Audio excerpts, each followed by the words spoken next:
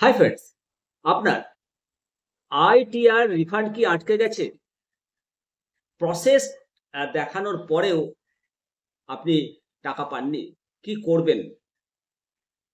অনেকেই আয়কর return file করার পর রিফান্ডের জন্য অপেক্ষা করছেন। অনেক সময় আইটিআর স্ট্যাটাসে প্রসেস দেখালো, টাকা অ্যাকাউন্টে আসে না। এই পরিস্থিতিতে কি করবেন? তা নিয়ে তো চিন্তার শেষ নেই।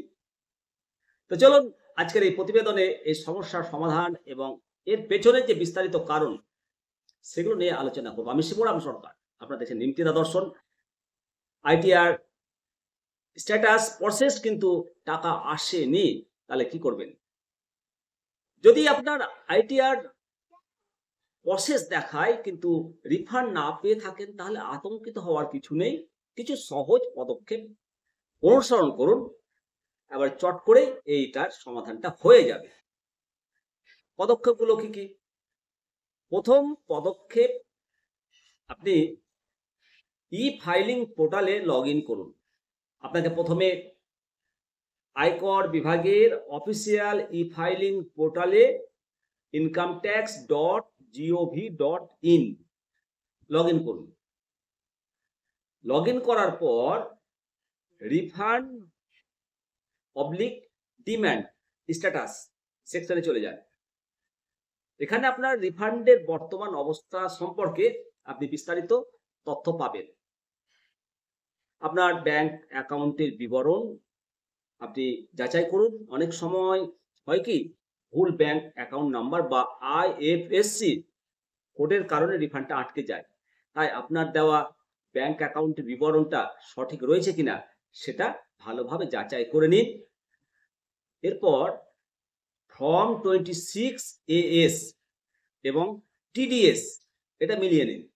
আপনার আইটিআর এ দেখানো টিডিএস অর্থাৎ ট্যাক্স ডিডাক্টেড অ্যাট সোর্স এবং ফর্ম 26AS এই তথ্যের মধ্যে কোনো গরমিল রয়েছে কিনা সেটা একটু চেক করে দেখুন।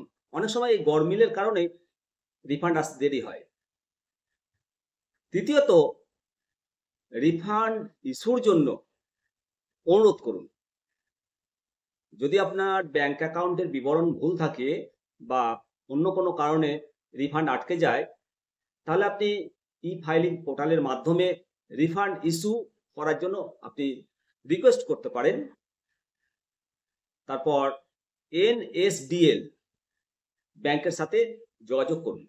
যদি রিফান্ড স্ট্যাটাস দেখায় যে টাকা পাঠানো হয়েছে আর কি, কিন্তু আপনি পাননি, তাহলে আপনার ব্যাংকের সাথে বা এনএসডিএল এর সাথে যোগাযোগ করতে পারেন আপনি।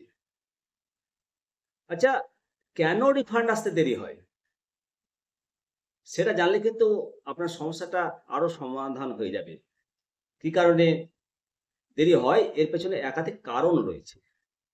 কিছু সাধারণ কারণ হলো, যদি ভুল তথ্য মিস ইনফরমেশন, আপনার ব্যাংক অ্যাকাউন্টের বিবরণ বা ব্যক্তিগত তথ্য যদি ভুল থাকে তাহলে তো রিফান্ডটা আটকে যাওয়াই স্বাভাবিক।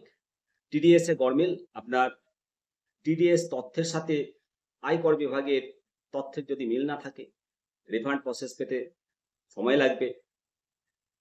আপনার যদি রিফান্ডের পরিমাণ অনেক বেশি হয় বা আইটিআর কোনো কারণে যদি সন্দেহজনক বিষয় থাকে আইটিআর এ, তাহলে আপনার আয়কর দপ্তর অতিরিক্ত স্ক্রুটিনি করতে পারে।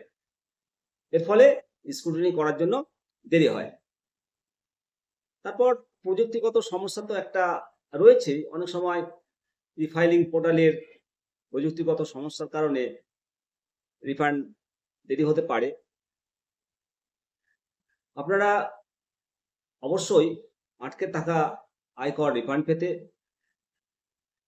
এই আজকের এই প্রতিবেদনটা আপনাদেরকে সাহায্য করবে। তবে মনে রাখবেন যে সঠিক তথ্য দিয়ে আইটিআর ফাইল করবেন এবং নিয়মিত আপনি স্ট্যাটাসটা চেক করুন। নিয়মিত যদি স্ট্যাটাস পরীক্ষা করেন তাহলে এই ধরনের সমস্যাগুলো হবে না। তাহলে সহজে আয়কর আপনি যে রিফান্ড, সেই রিফান্ডটা পেয়ে যাবেন।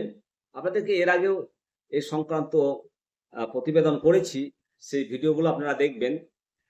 আরেকটা কথা আপনাদেরকে মনে করাই যে ইনকাম ট্যাক্স রিটার্ন ফাইল করার শেষ তারিখ ছিল 16ই সেপ্টেম্বর।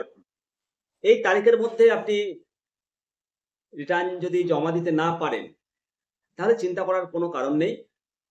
কেননা আপনার জন্য এখনো অনেক সুযোগ রয়েছে। আয়কর নিয়ম অনুসারে নির্দিষ্ট তারিখের মধ্যে যারা রিটার্ন জমা দিতে পারেননি বা বিলম্ব করে ফেলেছেন, আপনারা এরপরেও রিটার্ন জমা দিতে পারবেন। তবে এর জন্য কিছু শর্ত রয়েছে, কিছু ফাইন প্রযোজ্য হবে। আয়কর আইনের কিছু নির্দিষ্ট নিয়ম অনুসারে করদাতা যদি নির্দিষ্ট সময়ের মধ্যে আয়কর রিটার্নে ব্যর্থ হন, তাহলে আপনাকে লেট ফাইন দিয়ে রিটার্ন জমা করার অনুমতি দেওয়া হয়। মূল্যায়ন বছর শেষ হওয়ার আগে বা মূল্যায়ন সম্পূর্ণ হওয়ার আগে বা যেটি আগে হয় তার মধ্যে রিটার্ন জমা দেওয়া যায়। বর্তমান নিয়ম অনুসারে 31শে ডিসেম্বর 2025 পর্যন্ত আপনারা রিটার্ন জমা দিতে পারবেন। যদি লেট ফাইন দিয়ে রিটার্ন জমা করেন, তার জন্য আপনাকে কিছু পরিণতির সম্মুখীন হতে হবে। যেমন আয়কর আইনের 234 এর ধারা অনুসারে